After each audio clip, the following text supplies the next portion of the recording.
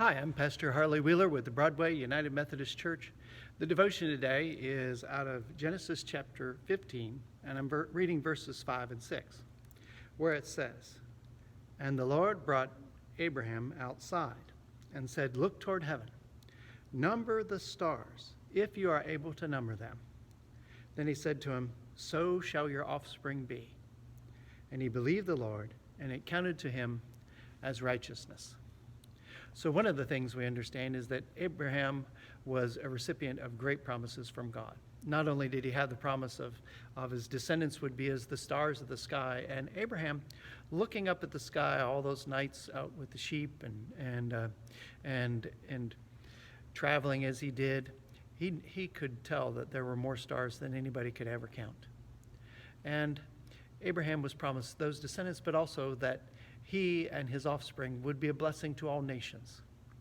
Now, for someone who, like Abraham, would know pretty much that all nations don't get along and maybe don't even agree on what they would like to be blessed with, this was an amazing promise then.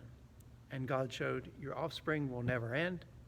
All nations on earth will be blessed through you. Your offspring will be so much that if you took the thing that you saw the most of and tried to count it, you wouldn't be able to get up to that number.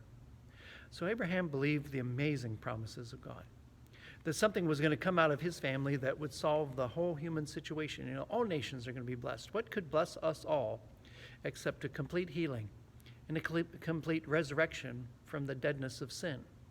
This is what is in view in the promises to Abraham, that God would deal with the problem of sin and death and human unhappiness in and through him, through the Christ that was to come through him, through the promises that were going to be expressed through his offspring Israel.